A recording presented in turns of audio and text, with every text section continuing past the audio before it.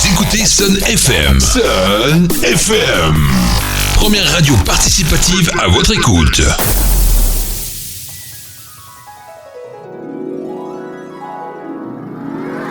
La chronique littéraire, c'est tout de suite sur Sun FM. Après une pause maternité, me voici de retour avec un livre en parfaite adéquation avec ce que j'aspire pour mes enfants. À savoir le bonheur dans la simplicité, l'écoute de soi, mais aussi le questionnement permanent de ce qui semble aller de soi dans notre société moderne. Je vais donc vous parler de La Renaissance de l'âme d'Éliane Rigaud, qui a commencé ses questionnements sur la vie à 40 ans. En a fait un ouvrage et nous le livre désormais accompagné de nombreux textes de chansons. Tout d'abord sur le fond. Ce livre débute par la fin de cette personne qui subissait la vie sans en comprendre le sens. Il peut donc faire peur. Pourtant, le choix de l'auteur de livrer un dialogue entre lui et cette petite voix intérieure qu'il appelle le nettoyeur exclut toute forme de pression, de jugement, et donne plutôt cette sensation d'être une petite souris installée pour un débat dans la tête d'Éliane, avec l'envie d'y participer. Mais qui est vraiment ce nettoyeur ? Lui-même ne peut y répondre. Je l'ai appelé le nettoyeur parce qu'il a cette faculté de donner un sens à ses pensées qui remplissent ma tête, d'ordonner ce qui jusque-là était confus. Mais qui es-tu vraiment ? Le problème avec lui, c'est qu'il n'y a pas de discussion. Certes, il m'apporte des réponses, mais pas toujours celles que je souhaite. Il me délivre par des petites phrases des réponses à des questions que j'ai pu me poser, mais ne répond pas à des demandes directes. Serait-ce mon âme ? Se questionne-t-il plus loin dans le livre. Entre concours de circonstances incroyables et questionnements à répétition, cet homme, qui a exercé en tant qu'ambulancier durant 20 ans, en couple autrefois avec une banquière, père et propriétaire d'une magnifique villa, vous livre le cheminement qui l'a conduit à arpenter les routes en camping-car, en suivant avant tout sa quête du bonheur. L'astrologie explique que l'ascendant prend le dessus passé 40 ans. Ce lion a décidé de rugir, et c'est en musique qu'il s'y emploie. Il nous livre ainsi des textes engagés.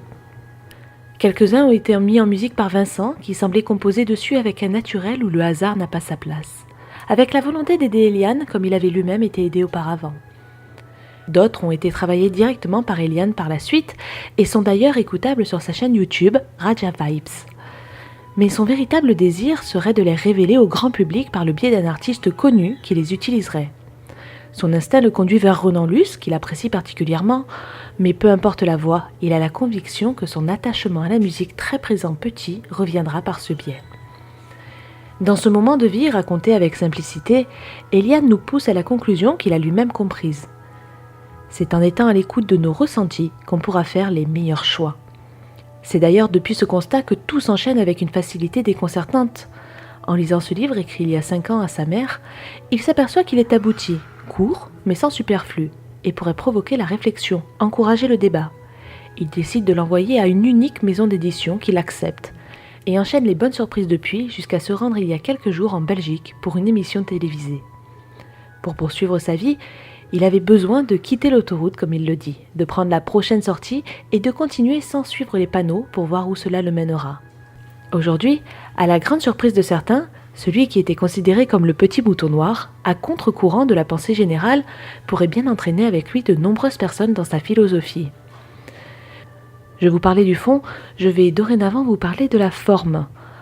Car voilà ce qui m'a également surpris dans cet ouvrage. Il pourrait servir de base à un cours de français tant l'écriture est poétique, riche en figures de style, rendant certaines phrases bien plus impactantes. L'auteur lui-même s'en surprend. J'ai été guidée par des forces supérieures. J'ai utilisé des mots que je ne connaissais pas, assure-t-il d'ailleurs. Je l'ai écrit très facilement. Fidèle à sa philosophie, il profite aujourd'hui de son livre et ses retombées. Mais son esprit en alerte lui a déjà soufflé quelques idées pour une suite des aventures. Elle pourrait passer par un autre livre, ou par une pièce de théâtre interactive à 2, ou par des conférences. L'avenir, ou le nettoyeur le dira. En espérant avoir suscité votre curiosité, je vous réinvite à lire La Renaissance de l'âme d'Éliane Rigaud aux éditions Vérone et vous quitte sur l'une de ses chansons terriblement d'actualité, Je refuse.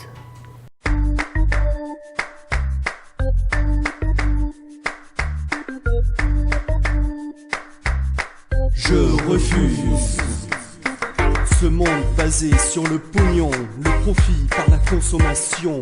Produire, acheter, mourir n'est pas ma vocation. Je refuse de me soumettre à leur dictature. Je refuse de payer leurs factures. Je refuse de me serrer la ceinture.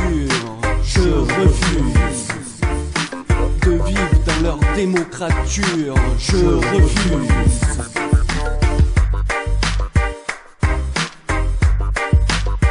Je refuse. Je refuse.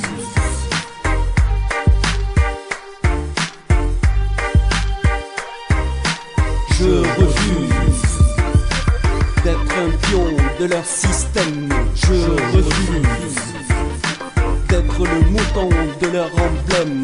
Je refuse ce pouvoir qui me remblème. Je refuse de m'asseoir sur ce que j'aime. Je refuse.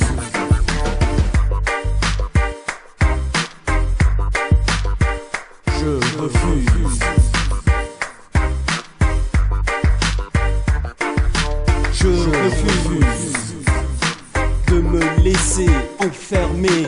Je refuse de me faire formater. Je refuse de perdre ma dignité. Je refuse de me faire exploiter.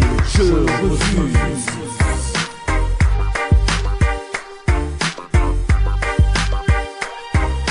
Je refuse d'être un pion de leur système. Je refuse d'être le mouton de leur emblème. Je refuse ce pouvoir qui me remblème. Je refuse de m'asseoir sur ce que j'aime.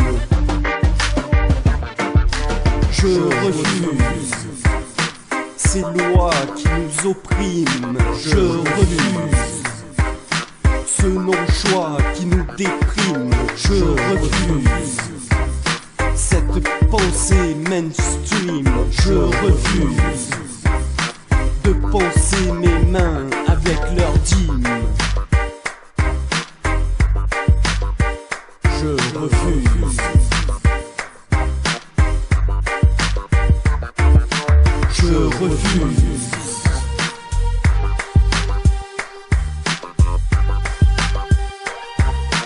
Je refuse d'être un pion de leur système. Je refuse d'être le mouton de leur emblème. Je refuse ce pouvoir qui me remblème.